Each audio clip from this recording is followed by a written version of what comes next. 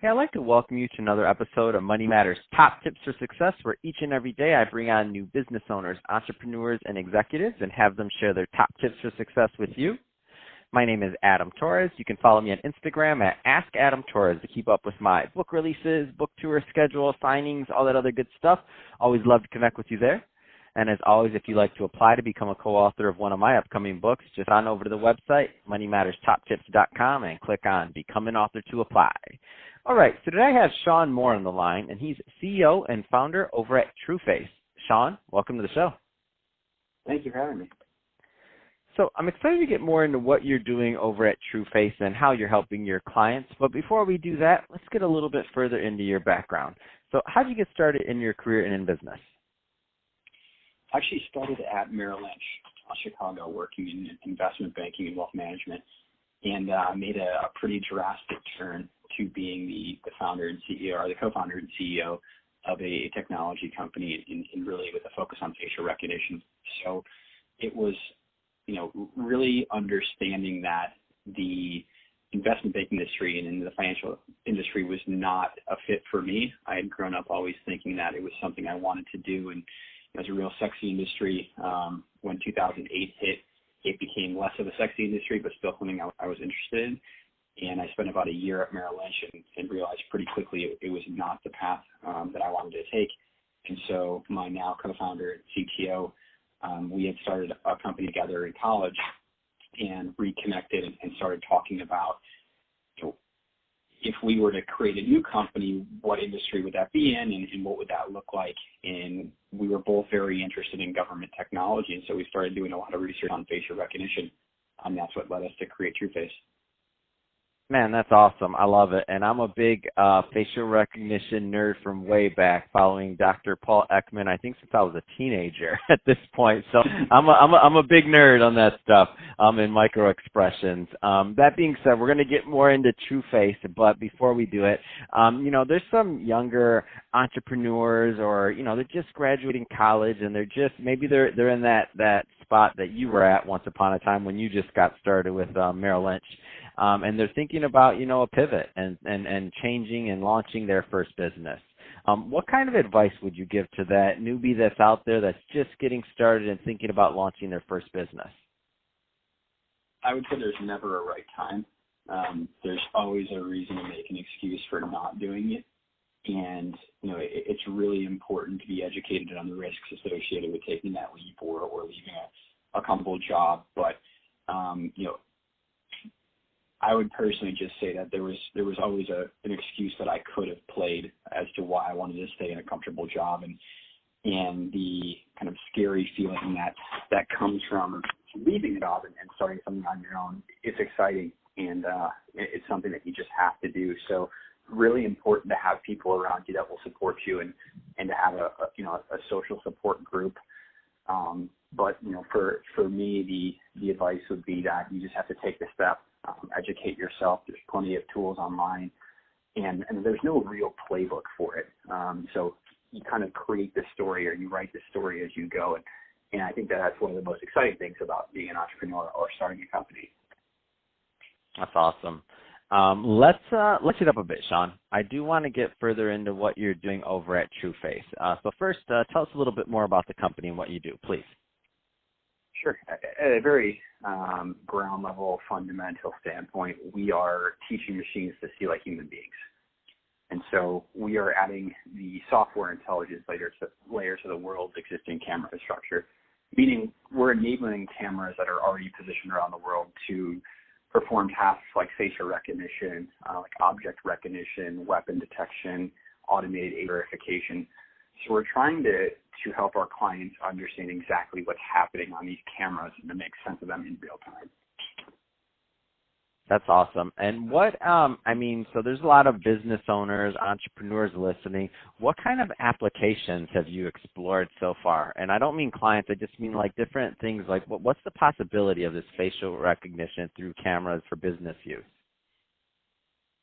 So, access control is one of the biggest ones that we see demand for, being able to verify the identity of an individual walking in a building, walking in a facility, whether that's a corporate building, a bank, or even a gym. So, ensuring the security of the people that are supposed to be there by knowing who's entering and who we can potentially stop. Schools, making sure that the people who are entering school premises should be on the school premises is another big application for us. We're seeing a lot more demand in the gambling, casino, and then fintech industries. For the gambling, there's a lot of self-selection out there, meaning that people are selecting themselves as problem gamblers or addicted gamblers that should not be able to enter these facilities. And so, it is an opt-in program where we can use the camera infrastructure in those facilities to identify the people who have said, I should not be in here. If I am in here, please have me removed. So, definitely two different types of recognition, one being a kind of a one-to-few access, and then one being one-to-many, where we're actually able to identify people who have told us that they do not want to, or told the company they do not want to be allowed in that facility. Wow, that's an amazing application. I learned something new every day on this podcast. I didn't know that was a thing, the opt-in part. I mean, and it makes perfect sense. That's an amazing thing. I think we sometimes look at the facial or the recognition side from a security standpoint, but we don't always necessarily see, or I should say myself, I don't always necessarily look at the other side of the coin and some of the other applications that can help people. So that's awesome. So that being said, Shaun, if somebody's listening to this and they are interested in implementing something along the lines of facial recognition or even exploring what that looks like, what are the types of companies you like working with? Just in general. We've actually worked with and had clients that range from startups in Europe all the way to Fortune 500, Fortune 50 companies. So it's really a matter of where can we add value and where can we drive economic growth to our clients. And, we're happy and excited to find out, like you just said, to learn new things from our clients every day, whether it's a construction company looking to verify their employees, or it's a retail environment, for automated age verification for cigarettes and alcohol. We're just excited to learn how we can help our customers solve their problems. So any size business, truly. Man, that's awesome. And you have a unique vantage point, obviously, because you're working with, so I've talked to some people that were in the facial recognition space in the past, and some of them only worked with only large companies, or some of them are only government, but you have a unique vantage point that, seeing as though you're willing to work with the big companies, but you also work with some of the smaller ones, or even, like you mentioned, stores. Any kind of trends in the industry that you care to comment on, just in general?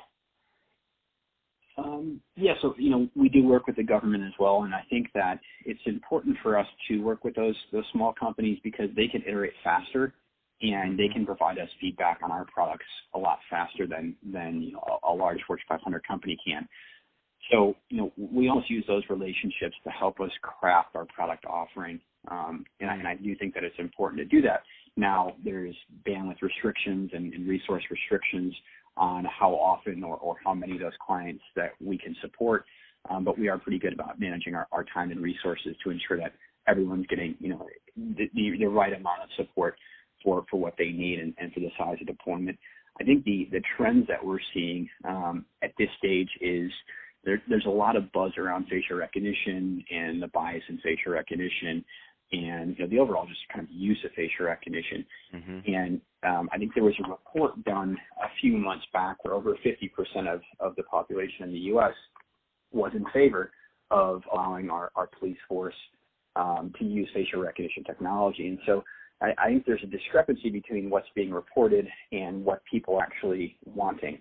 And I think that education around how facial recognition works, the honest limitations of it, are what drive the transparency needed for people to get comfortable with this technology. And so, I think there needs to be a larger discussion, and there needs to be proper regulation that's informed and balanced to ensure that we are getting the best technology in the hands of the people that need it the most. Man, that's awesome. So if somebody is listening to this and they do want more information on Trueface, what's the best way for them to reach out? They can reach out on our website, www.trueface.ai, or feel free to reach out to me on LinkedIn. It's LinkedIn at Shaun P. Moore. Perfect. Well, Shaun, really appreciate you coming on the show today and sharing more about your background and all the great work you're doing over at Trueface. And to the audience, as always, thank you for tuning in. Hope you got a lot of value out of this. If you did, don't forget to subscribe to the podcast, leave me a review on the Apple iTunes store, share this with your friends and family and your coworkers. Do all those great things we do to support our podcasters. I really do appreciate it. And Shaun, thanks again for coming on the show.